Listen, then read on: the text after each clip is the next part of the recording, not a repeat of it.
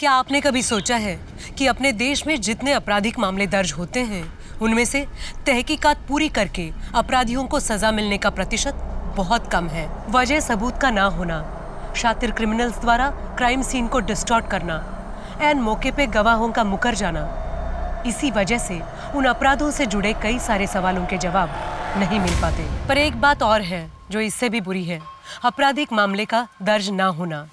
जी हाँ, ऐसे कई सारे अपराध हैं जो दर्ज ना होने के कारण ना उनकी तहकीकात होती है और ना ही अपराधी को सजा मिलती है। पर एक बार कुछ ऐसा हुआ जो आज तक कभी नहीं हुआ था। एक बिना दर्ज हुए संगीन अपराध की पुलिस ने तहकीकात भी की और अपराधी को पकड़ भी लिया। नमस्कार, मैं सोनाली कुलकर्णी क्राइम पेट्रोल के स्पेशल सीरीज में आपका स्वागत करती हूँ। सादगी, सच्चाई और समर्पण से रिश्ते मजबूत होते हैं और परिवार सकुशल रहता है। पर यही सादगी, सच्चाई और समर्पण से परिवार में बवंडर उठने लगे तो, अपराध और मौत का सिलसिला शुरू हो जाए तो यकीन नहीं होता ना। सच्ची घटना पर आधारित आज की इस हैरत अंगेज कहानी में भी ऐसा ही कुछ हुआ था। Hi friends. हाय हाय, मैं आपका अरुण। बैठ जा भाई, बैठ जा। हाँ, आराम से। कुर्सी का तो सब लफड़ा चल रहा है। तो दोस्तों, आज आप लोगों ने फाइनली मुझे बुलाया है आपका टाइम पास और मेरा टाइम वेस्ट करने के लिए। तो देखिए, तालियां तो दोनों हाथ से बजती हैं। आप लोगों को भी हंसने की कोशिश करनी होगी। दोस्तों, मैंने एक एनालॉजी बनाई है जिसमें औरत और मर्द को अगर प्लैनेट्स की उपमा दी जाए तो औरत क्या है? औरत है पृथ्वी, स्टेबल, स्ट्रॉन्ग, सबको जीवन देने वाली। और मर्द ही है ना? हाँ, और मर्द इज लाइक मार्स, हमेशा अजम्पशन में रहता है, खोया ही खोया रहता है। पानी हो सकता है, जीवन हो सकता है, जिंदगी हो सकती है, गर्लफ्रेंड हो सकती है। वैज्ञानिक के दृष्टिकोण से नहीं, ये मेरा अपना ही दृष्टिकोण है। तो फाइनली सच ये है कि रिस्पेक्ट वुमेन। अगर औरत नहीं तो कुछ भी नहीं। एक जोरदार तालियां तमाम औरतों के लिए।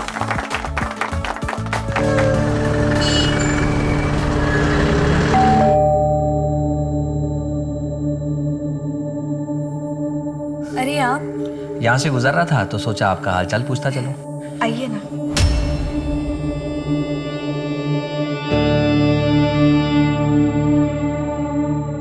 बैठिए, चाय पियेंगे आप? हाँ बिल्कुल। जी, मैं अभी बना के लेके आई।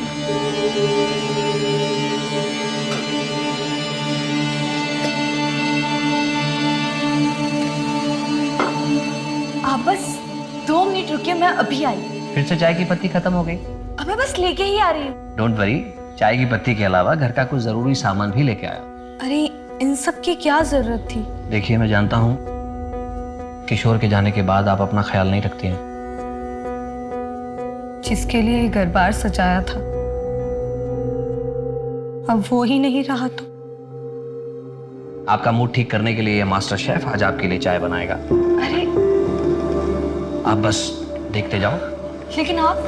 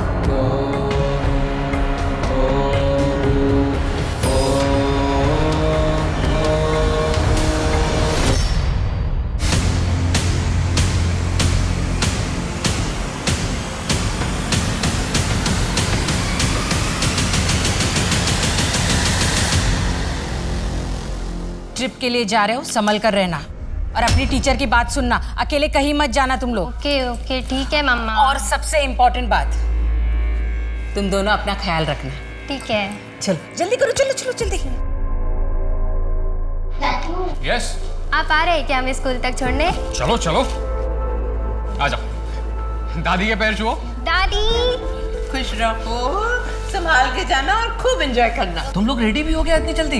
गुड मॉर्निंग पापा। Good morning, enjoy your day. चलो चलो जल्दी। Bye bye. ये पार्टी आपने मुझे नौकरी मिली है इस खुशी में दी है ना, तो बिल भी मैं ही दूंगी। ये नहीं हो सकता, बिल तो मैं ही दूंगा। ये ठीक नहीं है। आपने अपने कॉन्टेक्ट यूज करके मुझे नौकरी दिलवाई, मेरे इतने टफ टाइम में मुझे हौसला दिया, कॉन्फिडेंस बढ़ाया और हमेशा मेरा ख्याल रखा, तो कम से कम मैं इतना तो कर ही सकती हूँ ना। ठीक है, लेकिन एक शर्त पर। आज से तुम, सॉरी मेरा कहने का मतलब है आप, मैंने आपके लिए जो भी कुछ किया है उसके लिए आप बार बार मुझे थैंक्स नहीं बोलेंगे। तो फिर मेरी भी एक शर्त है, फरमाइए। अब से आप मुझे आप नहीं तुम कह के बुलाएंगे। तुम भी मुझे अब से तुम ही कहोगे।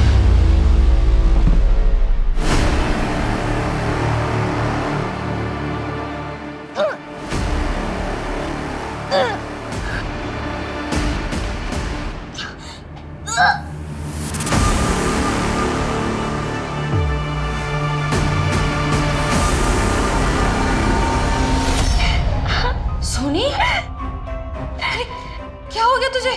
ठीक तो है ना तू? दीदी मेरे पेट में बहुत दर्द हो रहा है। हंसते हंसते अब आपके पेट में दर्द होने वाला है, क्योंकि मैं मिलवाने वाला हूं इस कैफे के मैनेजर और मेरी वाइफ कम एजेंट मिस्टर विमल से।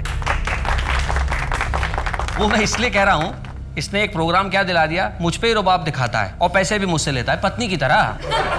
देखिए पत्नी क्या करती है, पैसे लेती है लेकिन ख्याल रखती है, खिलाती है, पिलाती है, प्यार करती है, रोमांस करती है, लेकिन मैं इसके साथ रोमांस कैसे करूं? और सबसे इंटरेस्टिंग बात यह है कि इसका नाम देखिए क्या है, विमल, जो कि एक नर का भी हो सकता है और नारी का भी। क्यों विमल, मैंने सही कहा ना? तो दोस्तों कल मैं फिर मिलूंगा अपनी इसी पत्नी के साथ आपसे। बाय बाय, अपना ख्याल रखिए, आसपास सफाई रखिए।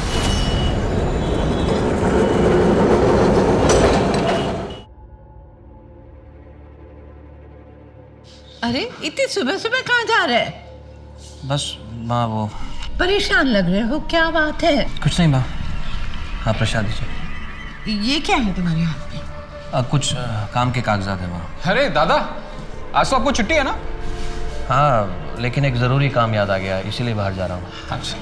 अच्छा माँ, जाता हूँ। बेटा जाता हूँ नहीं, बोलो आता हूँ। आता हूँ माँ। सुनी, बिना चाय पिए ही चले गए। अरे भाभी, दादा चले गए तो क्या हुआ, मैं हूं ना। और आपने इतने प्यार से चाय बनाई है, वो वेस्ट थोड़ी होने दूंगा। दीजिए। बहू, अरुण की कुछ खबर? सुबह से निकला है, कुछ खाया पिया भी होगा कि नहीं? और बच्चे पिकनिक पे गए हैं, उनकी कोई खबर? बच्चे ट्रिप में मौज कर रहे हैं, बहुत खुश है वो लोग। मेरी फोन पे बात हुई थी, पर अरुण की। हाँ ठीक है, आपको जैसे ही कुछ पता चले मुझे तुरंत कॉल करो। Okay bye. अरुण की कोई खबर? नहीं माँ, किसी को नहीं पता वो कहाँ है। मैंने सबसे पूछ लिया, समझ में नहीं आ रहा, अपना फोन बंद करके बिना किसी को पता है कहाँ चले गए हैं। एक हंसता खेलता परिवार छोटी छोटी खुशियों को बटोरते अपनी जिंदगी गुजारता है। अरुण का परिवार भी कोई अपवाद नहीं था। सब कुछ ठीक ही लग रहा था कि अचानक अरुण के गायब होने से पूरा परिवार परेशान हो गया। वो समझ ही नहीं पा रहे थे कि ऐसा क्यों हुआ और अब आगे क्या करें। अरुण पे ऐसी क्या बीत रही होगी कि उसे घर बार छोड़ के जाना पड़ा। वो खुद ही कहीं चला गया था या उसके साथ कोई हादसा हुआ था। अनहोनी के संदेह से परिवार के पैरों तले जमीन खिसक गई। 24 घंटों तक इंतजार करने के बाद भी जब अरुण नहीं लौटा तो परिवार पुलिस से मदद मांगने पहुंच गया। कल सुबह से मेरा बेटा कहीं चला गया है, उसे कहीं से भी ढूंढ कर लाइए। आप लोगों ने ऑफिस वालों से, दोस्तों से, रिश्तेदारों से पूछताछ की? सबसे पूछा सर। फिरौती का कोई फोन आया था? नहीं सर। बाहर वालों से किसी के साथ झगड़ा, किसी ने धमकी दी हो? हाँ सर, एक बार दादा ने उनके मैनेजर बिमल पे जोक बनाए थे। लोगों को तो बहुत मजा आया था, लेकिन बिमल बहुत भड़क गया था। पहले ही पहुंच जाते तो अच्छा रहता। हाँ, मजाक उड़ाता है मेरा कमीने। विमल मेरी बात सुन, तूने मुझे वहाँ सबको हंसाने के लिए तो बुलाया था। मैं बस अपना काम कर रहा था, लोगों को हंसाने की कोशिश कर रहा था। देख, दिल से सॉरी बोल रहा हूँ, जो हुआ उसे भूल जा। अबे, अरे सबके सामने इंसल्ट करता और इधर अकेले में सॉरी बोलता है। अरे छोड़ो यार, इनको क्या कर रहे हो आप? तूने मेरा इंसल्ट किया ना, देख मैं तेरे साथ क्या करता हूँ। ये छोड़ ना। देख सर ये बिमल बहुत टेढ़ा आदमी है, कब किसके साथ क्या कर बैठे कुछ कह नहीं सकते। बिमल के अलावा और किसी पे शक है आपको? नहीं सर। ठीक है, हम अरुण को ढूंढने की कोशिश करते हैं। आप जाइए सर। इस बिमल की हिस्ट्री ज्योग्राफी निकाला, अरुण की और बिमल के कॉल रिकॉर्ड्स चेक करो, उनकी लास्ट लोकेशन मैच करके देखा, और हाँ, अरुण के बैंक डिटेल्स भी निकाला। हो सकता है ये पैसे वगैरह का मामला।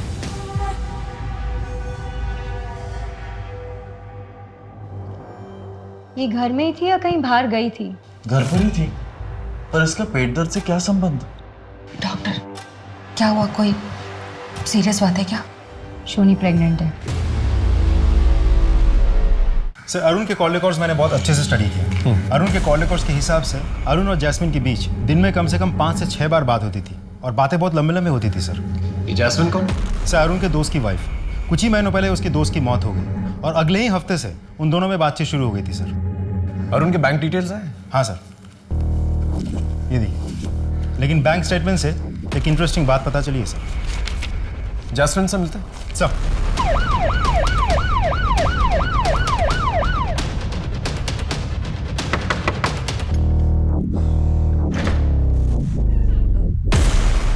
जी।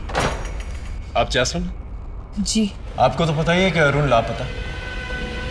कुछ आइडिया हो कहाँ होगा? नहीं सर। फोन पे बातचीत होती थी आप लोगों की? नहीं सर, सिर्फ 1-2 बार ही हुई होगी। और पैसों का लेन देन? मैं उनसे पैसे क्यों लूंगी सर? यह है अरुण के कॉल रिकॉर्ड्स। इसके मुताबिक दिन में 5-6 बार आप लोगों की बातचीत होती थी, और ये है उसके बैंक स्टेटमेंट्स। इसके मुताबिक काफी पैसे ट्रांसफर किए उसने आपको। अब आप सीधे सीधे बताएंगे या पुलिस स्टेशन चल के बताएंगे? बताती हूँ सर। एक्चुअली अरुण मेरे पति के बहुत अच्छे दोस्त थे। मेरे पति के चले जाने के बाद उन्होंने मेरी बहुत मदद की, पैसों से ही नहीं, मुझे अपने पैरों पे खड़ा किया, और उनकी ये मदद मैं कभी भूल नहीं सकती। हम दोनों बहुत अच्छे दोस्त बन गए थे, और न जाने कब एक दूसरे से प्यार हो गया, पता ही नहीं चला। सब कुछ बहुत अच्छा चल रहा था सर, और एक दिन इस वक्त कौन आया हुआ है? मैं देखती हूँ। आप? अरे कहाँ जा रही हो? ये क्या चल रहा है यार? और तुम? इनसे मिलना तो बहुत दूर की बात है, इनके बारे में सोचना भी नहीं। उसके बाद अरुण का यहाँ आना 2 महीनों के लिए बंद हो गया। मैंने भी उसे भुलाने की कोशिश की, लेकिन एक दिन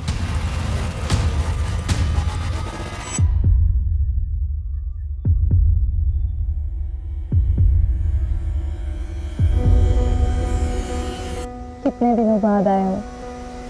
कैसे है? नहीं, मैं तुम्हारे झांसे में नहीं आने वाला। तुम भी तो धोखेबाज हो सकती हो शीतल की तरह। जैसे उसने मेरी आधी जिंदगी बर्बाद कर दी, आधी जिंदगी तुम बर्बाद करोगी। क्या हुआ है अरुण? क्यों इतने परेशान हो? अरुण और शीतल के बीच में कुछ तो हुआ था, जिससे वो बहुत परेशान रहने लगे थे। मैंने उनसे जानने की कोशिश की, लेकिन उन्होंने मुझे इस बारे में कुछ भी नहीं बताया, और कभी इस बारे में बात भी नहीं की। वो हर वक्त उदास रहने लगे, हर वक्त परेशान रहा करते थे, और मुझसे जब रहा नहीं गया तो मैंने जिद करके उनसे आखिर पूछ ही लिया। लेकिन उन्होंने मुझसे कहा कि वो बात बताने से अच्छा है कि वो मर जाए। और उसके बाद मेरी कभी हिम्मत ही नहीं हुई कि मैं उनसे उस बारे में कभी बात करूं। लेकिन सर, वो जो भी बात थी वो उन्हें अंदर ही अंदर खाए जा रही थी। भरा पूरा परिवार था हमारा। तीज त्योहार, खाना पीना, दोस्त रिश्तेदार, हंसी ठहाका। फिर अचानक सब बदल गया। शीतल और अरुण के बीच में पता नहीं ऐसा क्या हो गया कि वो एक दूसरे से नफरत करने लगे। उनके बीच में झगड़े होने लगे। मैंने बीच बचाव करने की बहुत कोशिश की, लेकिन झगड़े की जो वजह थी मुझे नहीं पता चली। और फिर बात बढ़ते बढ़ते यहाँ तक पहुँच गई कि एक दिन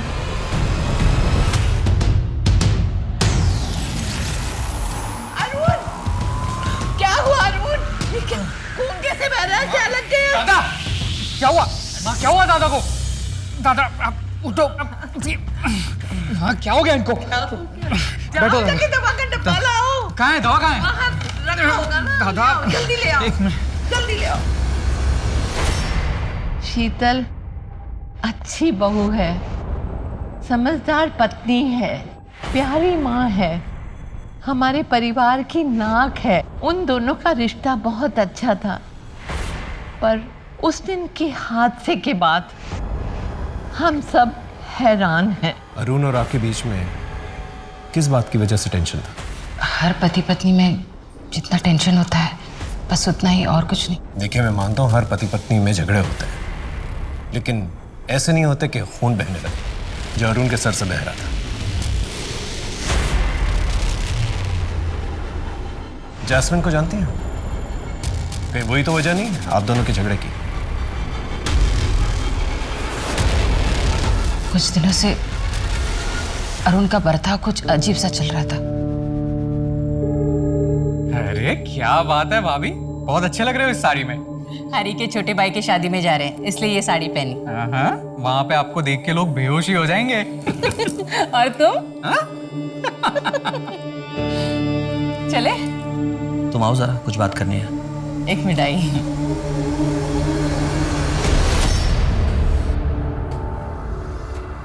ये कैसा ब्लाउज पहना हुआ है तुमने?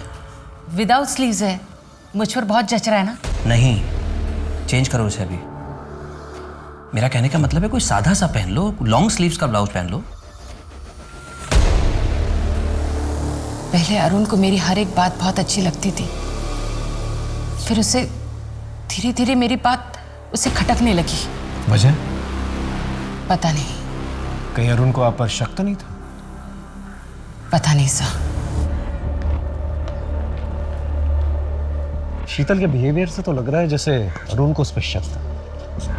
हो सकता है अरुण की गुमशुदगी में शीतल का हाथ हो। ये भी हो सकता है कि शीतल का कोई अफेयर चल रहा हो, लेकिन किससे? क्या लगता है सर? अखिल से? हो सकता है। अगर शीतल और अखिल का अफेयर चल रहा था तो कॉल रिकॉर्ड से तो पता नहीं चलेगा, क्योंकि दोनों साथ में रहते थे। पड़ोसियों से पता करो। अगर वाकई में दोनों का अफेयर चल रहा था तो एक पुख्ता वजह हो सकती है जहां पर दोनों ने मिलकर अरुण को गायब किया। सर सोनी, तुम कुछ तो याद होगा ना? तुम किससे मिली थी? किसी ने कुछ खिलाया था या किसी ने कुछ किया तुम्हारे साथ? मुझे कुछ भी याद नहीं आ रहा दीदी। पेट में अचानक से दर्द होता है, बहुत भूख लगती है बार बार। क्या हुआ है दीदी मुझे? दीदी कल मैं स्कूल जाऊंगी ना? हेलो, क्या? ठीक है, हम अभी पहुंचते हैं। चल सर।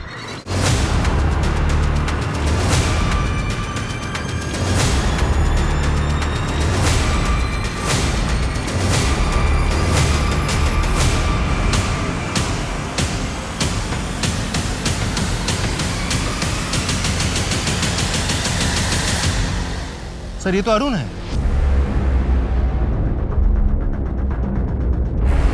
सर, शरीर पे कोई चोट के निशान या घाव ऐसा कुछ भी नहीं है। मतलब जिसने भी किया है बड़ी सावधानी और चालाकी से किया। इस बिमल को ढूंढो, वही एक सस्पेक्ट। पंचनामे के बाद बॉडी को पोस्टमार्टम के लिए भिजवा था और उनकी फैमिली को खबर कर दी। सर,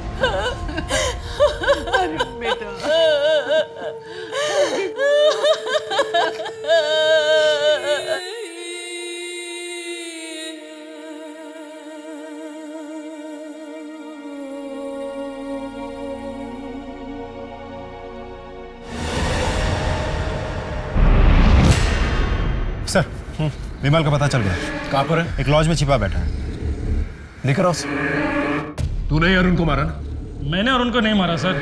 उसने तेरा मजाक उड़ाया था, तूने उस पर हाथ उठाया और मौका मिलते ही तूने उसका मर्डर भी कर दिया। मैं उस झगड़े को कब का भूल गया हूँ सर।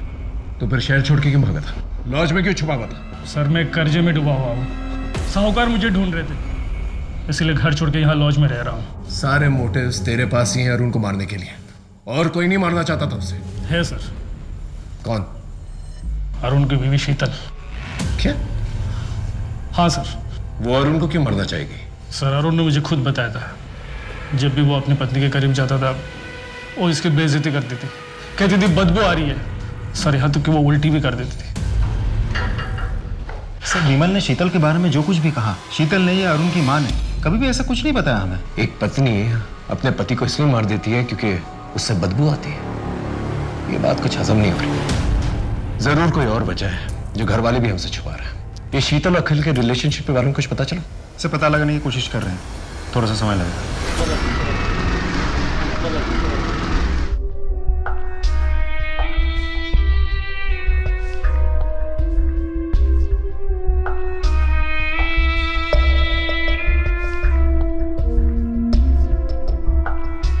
अब हम कुछ दिन यहीं रहेंगे और तुम्हें जो भी जरूरत पड़े मुझे बोलना, मैं बाजार से तुम्हारे लिए लेकर आऊँ। तब तक तुम इस कमरे से बाहर मत निकलना। पर कब तक? जब तक तुम्हारा बच्चा डिलीवर नहीं हो जाता। मेरे बच्चे स्कूल की ट्रिप के लिए गए थे। पता चला अरुण जिस दिन घर से गायब हुए थे उस दिन उन्होंने वहां जाकर बच्चों को बीच ट्रिप से वापस ले आए। ना अरुण घर वापस आए और ना ही बच्चे वापस आए सर। और उसके बाद अरुण की लाश मिली। और कुछ? सर रजिस्टर्ड पोस्ट से आज ये दादा का लेटर है। मैं आत्महत्या कर रहा हूं। मेरी आत्महत्या के लिए मेरी पत्नी शीतल जिम्मेदार। शीतल की वजह से मेरी जिंदगी बर्बाद हो गई है। मेरा सुख चैन खत्म हो गया। आप पति पत्नी के बीच में क्या प्रॉब्लम थी? आखिर अरुण ने ऐसा क्यों लिखा है कि उसने आपकी वजह से आत्महत्या की? सर मुझे कुछ नहीं पता, सिर्फ आप लोग मेरे बच्चे को ढूंढ कर लाइए सर। अरुण घर से निकला, फिर उसने बच्चों को पिकअप किया और उसकी लाश फिर कुएं के पास मिली। कहीं बच्चे वही तो नहीं?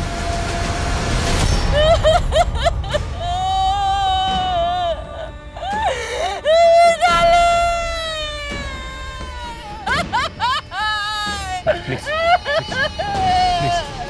हम आपका दुख समझते हैं, ठीक है? हमें अपनी कार्रवाई करनी है। प्लीज प्लीज संभालिए अपने आप।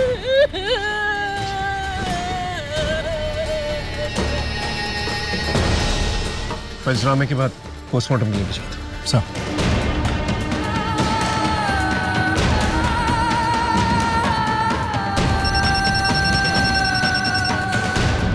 हाँ बोलो। क्या? भाभी प्लीज दरवाजा खोलिए। भाभी दरवाजा खोलो बेटा। सर भाभी ने खुद को कमरे में बंद कर दिया है। देखिए दरवाजा खोलिए प्लीज। दरवाजा खोलो। भाविक सर।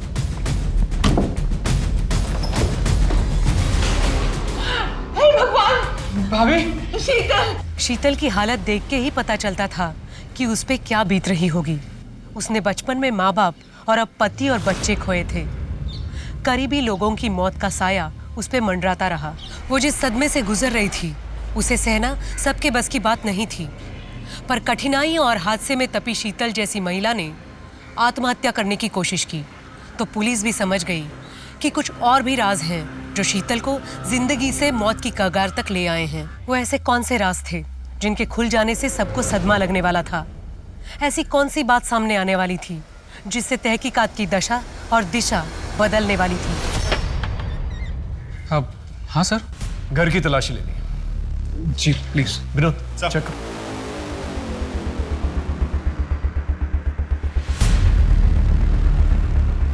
सर अंदर अरुण के कमरे के कबर्ड से ही मिला। ये देखिए। अरुण और शीतल के बीच में क्या प्रॉब्लम थी? नहीं पता। इस बोतल में ऐसा क्या खास है जो इस तरह से पैक करके रखा हुआ है इसे? सर वो दादा के बाल झड़ रहे थे ना, तो वो डॉक्टर के पास से ये तेल ले आए थे और भाभी को इसकी स्मेल पसंद नहीं थी तो इसलिए शायद ऐसे पैक करके रखा होगा। और हाँ सर, दादा स्टैंड अप भी करते थे तो अपने लुक्स को लेके वो बहुत सतर्क रहते थे। इस तेल के अलावा कोई और प्रॉब्लम थी शीतल को अरुण से? हमें नहीं पता साहब। ठीक है, इसे हम साथ में लेके जाएं। हाँ जी सर। देखिए अब तो बता दीजिए असल में मसला क्या है? आप दोनों के बीच में झगड़ा क्यों हुआ था?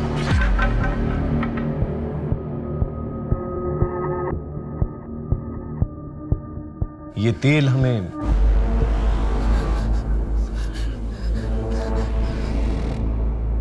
आप अपने पति से नफरत क्यों करती थी? आपने उनके सर पे बोतल फोड़ दी थी, क्या वजह थी? पता नहीं। देखिए शीतल जी, हम आपकी मदद करने की कोशिश कर रहे हैं, दैट्स ऑल। आप डिटेल में बताइए हमें उस रात को क्या हुआ था, वजह हम पता कर लेंगे। देखिए, अगर आप हमें नहीं बताएंगी तो आपके पति की मौत का इल्जाम आप पर आ जाएगा। आपके 2 बच्चों की मौत की जिम्मेदार भी आप ही ठहराई जाएंगे। क्या आप ये चाहती हैं? हम लोगों के बीच में ऐसी कोई बड़ी प्रॉब्लम नहीं थी, सब कुछ अच्छा था। पति पत्नी, 2 बच्चे, देवर, सासू माँ। फिर एक दिन अरुण ने स्टैंड अप कॉमेडी का प्रोग्राम करना शुरू कर दिया। वो अपने लुक को लेकर बहुत कॉन्शियस होने लगा, बहुत महंगे महंगे कॉस्मेटिक खरीदने लगे, घर का बजट बिगड़ने लगा। फिर भी मैंने मैनेज कर लिया। प्रोग्राम के चक्कर में वो रात रात भर घर से बाहर रहते थे, कभी कभी तो एक हफ्ते घर नहीं लौटते थे वो। एक दिन मुझे जैस्मिन के बारे में पता चला। मैं बहुत गुस्सा हो गई, लेकिन उन्होंने उसके साथ वो रिश्ता खत्म कर दिया। थोड़ी अनबन हुई हमारे साथ। फिर एक दिन वो बाल बड़ा करने का कोई तेल लेकर आए।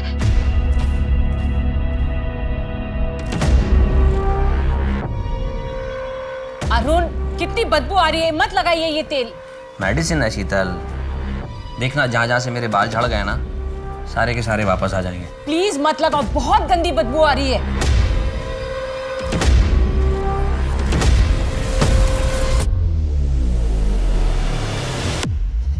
शीतल, सो गई क्या? हे शीतल, शीतल क्या हुआ? अरे अरे शीतल, ये क्या किया तुमने?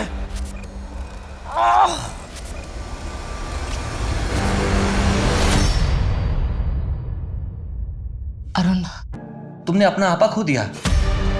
सच बताओ क्या बात है, बोलो। कहीं तुम मुझे गलत ना समझ लो। शीतल, मैं तुम्हें जज नहीं करूंगा, मैं तुम्हें समझने की कोशिश करूंगा। देखो, तुम्हारे मन में जो डर है, जो तकलीफ है, उसे बाहर निकालने में मैं तुम्हारी मदद करूंगा। प्लीज बोलो क्या बात है।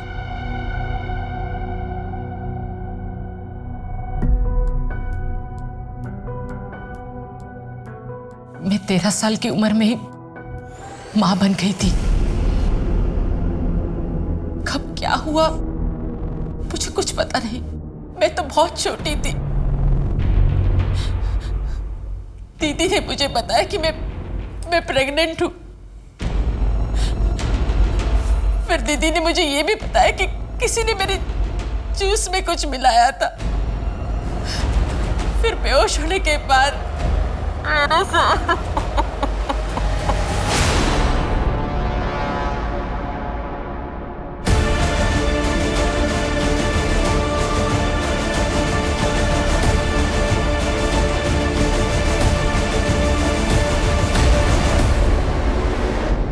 पिछले 27 सालों से ये दर्द मैं अपने मन में लिए जी रही हूं। अरुण, आज आपने हौसला दिया तो अरुण, आपने मुझसे वादा किया था कि आप मेरा साथ देंगे। अरुण,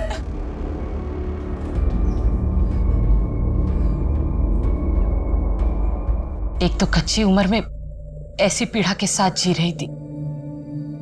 13 साल का शरीर डिलीवरी का सदमा नहीं झेल पाया,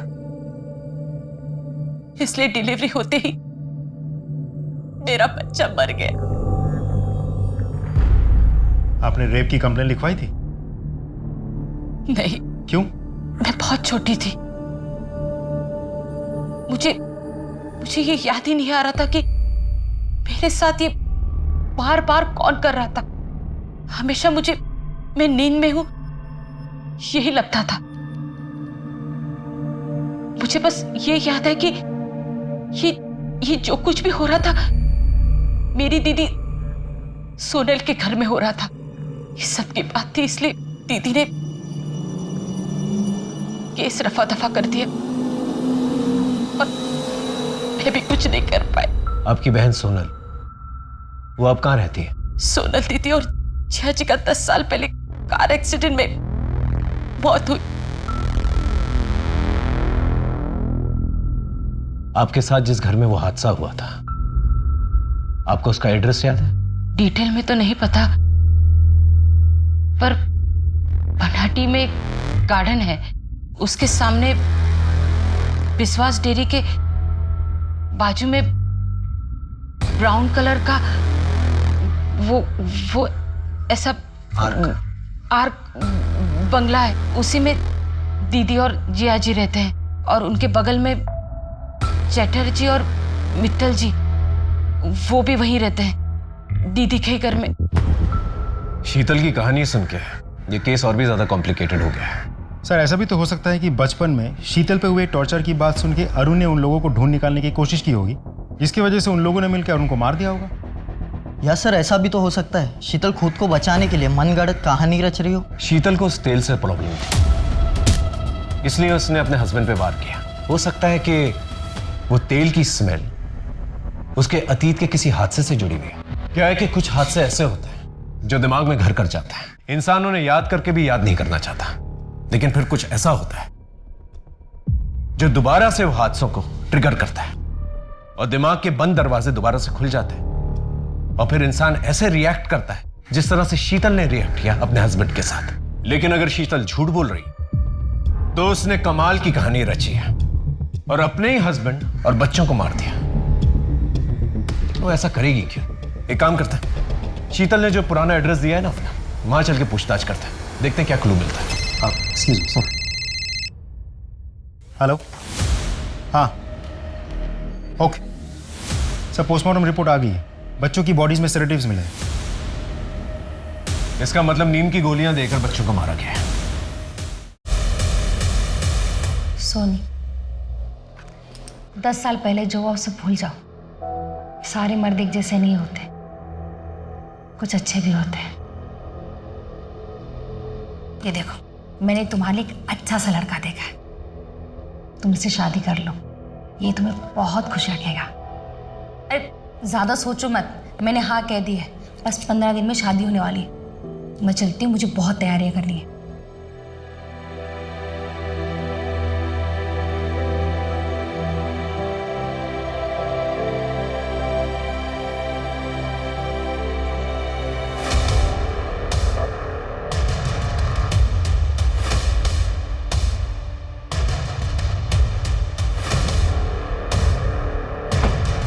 दादा বলছিলাম मैं विश्वास डेयरीটা কোথায়? विश्वास डेयरी सर, यहाँ तो कोई विश्वास डेयरी नहीं। हाँ, गिरधर डेयरी है आगे। आप यहाँ कब से रहते? सर मैं तो पैदा यही हुआ था। अच्छा, 27 साल पहले यहाँ कोई विश्वास डेयरी हुआ करती थी? नहीं। अच्छा, এখানে একটা বাগান ছিল, एक गार्डन, एक बगीचा टाइप ऐसा कुछ? क्या मजाक कर रहे हो साहब? हमारे इस पूरे एरिया के अंदर ना कोई बागान था और ना है। एक आर्च शेप का ब्राउन कलर का बंगलो हुआ करता था, कुछ याद है? साहब हमारे पूरे एरिया के अंदर सिर्फ अपार्टमेंट्स हैं, बंगलो तो नहीं है। और मित्तल और चटर्जी साहब का घर? चटर्जी तो सर बहुत सारे रहते हैं यहाँ पे, और पर वो सब अपार्टमेंट्स में रहते हैं। और मित्तल तो शायद कोई नहीं ना अपने एरिया में। नहीं सर। ठीक है सर। आपने हमें जो भी इंफॉर्मेशन दी थी वो सारी की सारी गलत है। ना ही कोई पार्क है वहां पर, ना ही कोई विश्वास डेयरी, और ना ही कोई ब्राउन कलर का बंगलो है वहां पर, ना ही कोई चैटर्जी रहते हैं वहां पर, और ना ही कोई मित्तल परिवार। आपने हमसे झूठ क्यों कहा? क्या छुपाने की कोशिश कर रही हैं? 27 साल पुरानी बात है सर, तब मैं बहुत छोटी थी, जितना याद था बता दिया, इससे ज्यादा मैं कुछ नहीं जानती।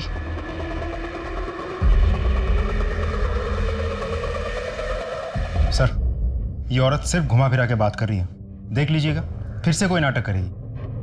इसकी सास से पता करो इसका रिश्ता किसके जरिए आया था, हो सकता है कोई क्लू मिल जाए। Right sir. गिरीश जी, कुछ तो याद होगा आपको। शीतल की बहन और मैं हम साथ में काम करते थे। शीतल की बहन की और मेरी कभी ज्यादा बात नहीं होती थी, लेकिन एक दिन अचानक वो जॉब छोड़कर चली गई थी। उसके कई सालों के बाद वो मुझे एक दुकान में मिली थी। तब मेरी उससे कुछ बात हुई थी। तब उसने बताया कि वो शीतल की शादी करने वाली है। मैंने भी उसको बताया कि मेरी नज़र में कुछ लड़के हैं, उनमें से एक लड़के अरुण के साथ उसकी शादी हो गई थी।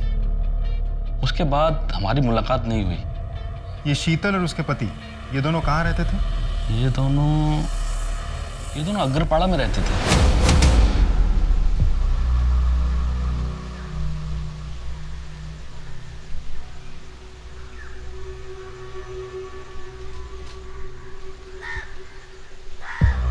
सर, इस वजह से इनके ससुर ने ये घर खरीदा था। वो तो अब नहीं रहे, लेकिन इनको ये नहीं पता कि इनके ससुर ने किससे घर खरीदा था। क्या हम घर अंदर से देख सकते हैं प्लीज?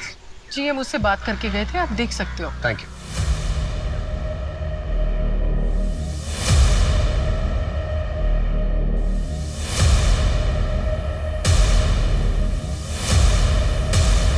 याद आ रहा है घर देख के? हाँ, मैं यहाँ 5 साल रही हूँ। मेरे साथ दोस्त नहीं थे तो मैं ज्यादा से ज्यादा मैं घर पर ही रहती थी। अब याद आए, उस दिन मेरे दीदी और जिया जी की एनिवर्सरी थी।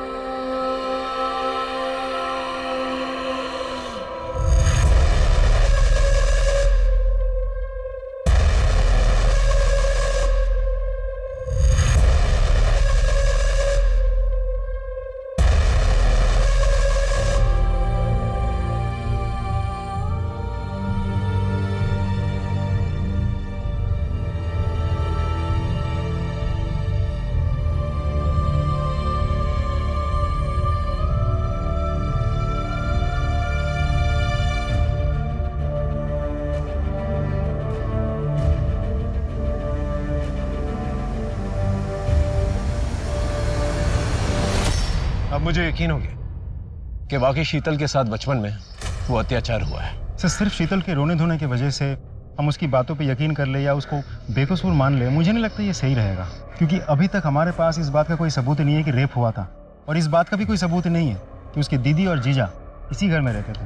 क्योंकि आस पड़ोस में पूछताछ करते हैं उस पुराने हादसे के बारे में, देखते हैं क्या निकल के आता है। मैम, 27 साल पहले यहाँ पास में एक परिवार रहता था, पति पत्नी और 10-12 साल की एक बच्ची थी उनकी। कुछ याद है आपको उनके साथ क्या हुआ, कहाँ गए वो लोग? 27 साल पहले? जी। सोनल और प्रताप? जी, सोनल और साथ में उसकी बहन शीतल। शीतल नहीं, सोनी नाम था उसका। बहुत ही प्यारी बच्ची थी। फिर पता नहीं अचानक एक दिन तीनों घर बार छोड़ के कहीं चले गए। पता नहीं क्या हुआ था। कोई कहता है सोनी बीमार थी, कोई कहता है सोनी की कोई और समस्या थी। मैंने डॉक्टर बासु को पूछा भी था। डॉक्टर बासु? हाँ, पर उन्होंने कुछ बताया नहीं। हमारे फैमिली डॉक्टर है।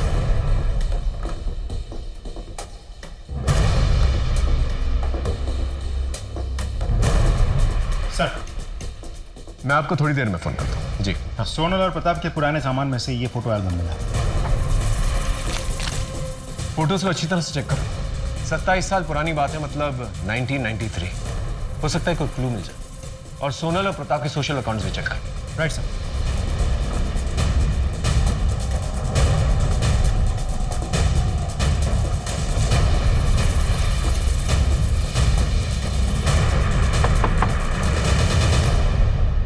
सूरज यहीं पर रहता है? सूरज यहीं पे था, लेकिन वो भाग के चला गया है घर से। मिल नहीं रहा है वो, हम ढूंढ रहे हैं उसे। सर, हम इस केस को क्रैक करने की कितनी भी कोशिश कर ले, कहीं ना कहीं से कोई ना कोई प्रॉब्लम आ ही जाती है और सारे रास्ते बंद हो जाते हैं। इतना अच्छा क्लू था, वो भी हाथ से निकल गया। अब क्या करें? इस केस के सिलसिले में जितने भी पुराने सबूत हैं, जैसे पुराने लेटर्स, पुराने फोटोग्राफ्स, पुराने बिल्स वगैरह, ये सारी चीजें जो है ना शीतल को दिखाता है। फिर पता चलेगा कि वो विक्टिम है या फिर कातिल। सर, ये रोनित है, आपके जीजा प्रताप के ऑफिस कलीग हुआ करते थे। ये श्रीनाथ है, आपके दीदी के घर के पड़ोसी हुआ करते थे। अक्सर आपके घर पे आते थे, जाते थे। जब आप छोटी हुआ करती थी और आपके घर में कोई नहीं हुआ करता था, तो आपके घर वाले आपको इसी के घर पे छोड़ के जाया करते थे। और ये जो ग्रुप फोटो है, ये उस घर में आपकी दीदी की लास्ट एनिवर्सरी की फोटो है। इसके बाद हमें ऐसी फोटो नहीं मिली।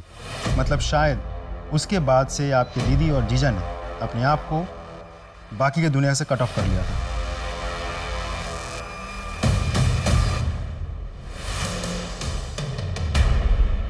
ऐसा क्या था इस फोटोग्राफ के अंदर जिसे देखकर शीतल ने इस तरह से रिएक्ट किया? Sir, sketch artist. हाँ, ये फोटो देख रहे हैं? ये फोटो 27 साल पुरानी है। इस फोटो में जितने भी लोग हैं 27 साल के बाद कैसे दिखेंगे उसका एक स्केच चाहिए, अपने मुताबिक बना के लेंगे।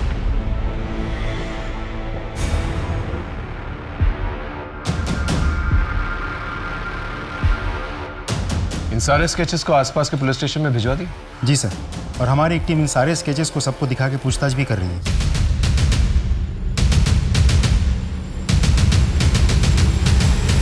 सर, इस फोटो में 2 लोगों की मौत हो गई है। और ये बाकी 3? सर, इनके भी डिटेल्स मिले हैं। ये तीनों प्रताप के दोस्त हुआ करते थे, अक्सर प्रताप के घर जाते थे। 3 में से 2 तो प्रताप के दूर के भाई हैं और एक दोस्त। स्टेज तो सेट, बस सूत्रधार को ढूंढने की जरूरत है। लेकिन सर, ये सूत्रधार है कौन?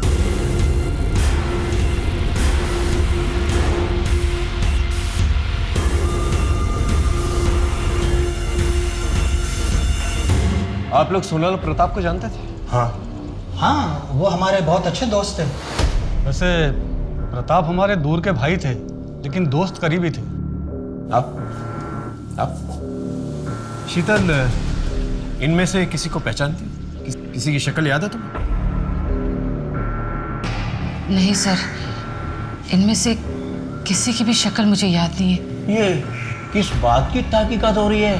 कौन है ये मैडम? जी, ये शीतल है, सोनल की छोटी बहन। उन्हीं के साथ रहती थी। ओ शीतल, हाउ आर यू? कैसी हो? पहचाना? मैं अविनाश। चलो भाई, निकलेंगे अब। जी जी, आप लोग जाइए। हाँ।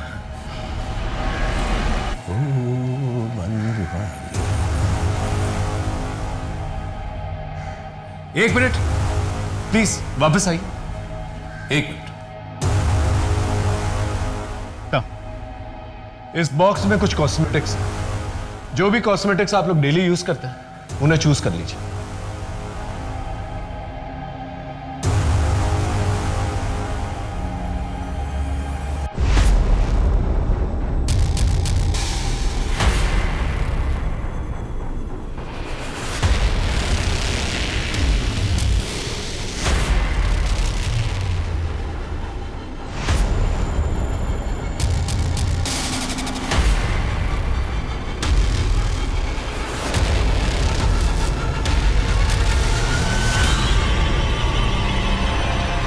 तुम हो ना जिसने मेरे साथ गलत किया, एक बच्ची के साथ गलत किया, मेरी जिंदगी बर्बाद की, मेरी इज्जत लूटी। मैं तुम्हें छोड़ूंगी नहीं।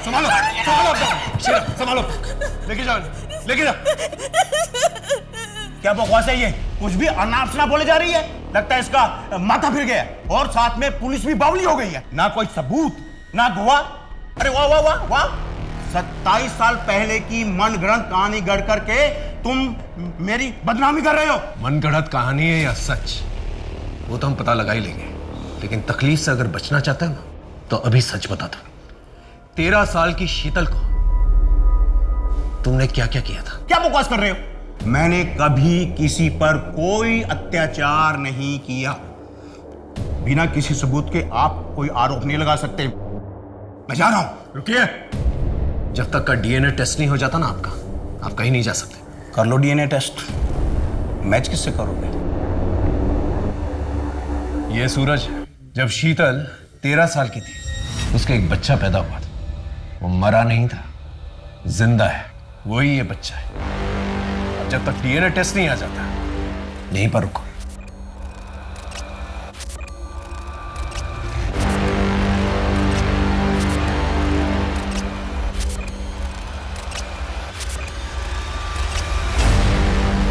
तुम्हारा डीएनए और सूरज का डीएनए मैच करता है। अब सीधे से सच बोलेगा या मार खा के बोलेगा? बोल। बताता हूं। ये हैप्पी एनिवर्सरी।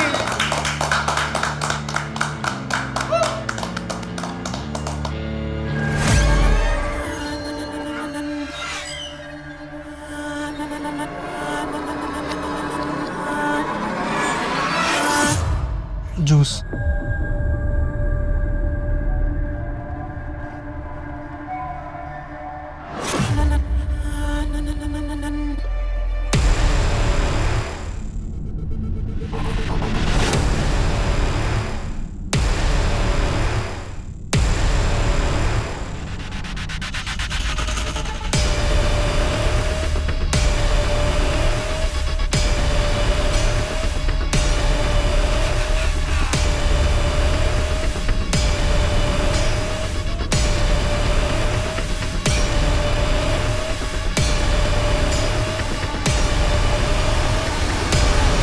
सर मुझे उसकी लत पड़ गई थी, इसलिए मुझे जब भी मौका मिला तो सोहम के साथ मिलकर शीतल से प्यार किया। अविनाश ने तो अपना गुनाह कबूल कर लिया है। अब तुम दोनों बताओ, 13 साल की शीतल के साथ तुम दोनों ने क्या क्या किया था? सर इस बात को 27 साल हो गए। अब इतने सालों बाद एक गलती को लेकर आप क्यों बवाल कर रहे हो? 27 साल पहले जो तुम लोगों ने गलती की थी उसका बोझ शीतल आज तक उठा रही है। बचपन में मेरे साथ हुए अत्याचार से मेरे मन में एक हमेशा के लिए दर्द बना रहा, एक कमजोर पल था जब अपने आप पर बीती हुई बात मैंने अपने पति से कही। वही मेरी सबसे बड़ी गलती थी। पाप किया है शीतल तुमने, धोखा दिया है मुझे। जरूर तुम्हारे ही चाल चलन में कोई खोट रही होगी, तभी तो उन लोगों ने तुम्हारी इज्जत पर हाथ डाला। मेरा ही नसीब खराब था जो तुम जैसी बच्चलन औरत से मेरी शादी हुई। अरुण, अरुण मैंने कहा ना, मैं दूर हटो मुझसे। अरुण, अपने पति पर भरोसा करके अपनी जिंदगी का सबसे बड़ा दर्द मैंने उनके साथ शेयर किया। मैंने सोचा वो मुझे सहारा देंगे, मेरा हौसला बढ़ाएंगे, पर वो तो मुझसे नफरत करने लगे, मुझ पर शक करने लगे, और तो और हमारे बच्चे उनके नहीं किसी और के हैं ये समझकर उन्होंने बच्चों को भी मार दिया। अगर अरुण का मुझ पर विश्वास होता तो न वो बच्चों को मारते और न खुद आत्महत्या करते। वो ये एक इम्पॉसिबल केस था जो शायद कभी सॉल्व ना होता। 27 साल पहले हुए एक भयंकर अपराध को पुलिस ने बिना किसी एफआईआर, बिना किसी पुख्ता सबूत, बिना किसी चश्मदीद गवाह के उजागर किया। उन अपराधियों को पकड़ा और कोर्ट से उन्हें सजा भी दी गई। हम अक्सर कहते हैं कि अगर आपके साथ क्राइम हुआ है तो ओपन अप, उसके बारे में खुल के बात करो, न्याय मांगो। पर ओपन अप होना इतना आसान नहीं होता, क्योंकि हमारे समाज में कड़वी सच्चाई को स्वीकार करने की हिम्मत नहीं है। तभी तो लगभग 99% रेप केसेस रिपोर्ट नहीं होते। ताज्जुब हुआ ना? पर यही सच्चाई है। इसे बदलना हो तो हमें वैसा माहौल बनाना पड़ेगा। औरत की पीड़ा सुनने और समझने की हिम्मत रखनी होगी। तभी औरत अपनी आप बीती के बारे में खुल के बात भी करेगी और न्याय भी मांगेगी। इसी सीख के साथ मैं सोनाली कुलकर्णी आपसे विदा लेती हूँ। फिर होगी मुलाकात एक ऐसे ही चौंका देने वाले केस के साथ। तब तक अपना और अपने परिवार का ख्याल रखें। देखते रहिए क्राइम पेट्रोल, सतर्क, जस्टिस रीलोडेड। जय हिंद।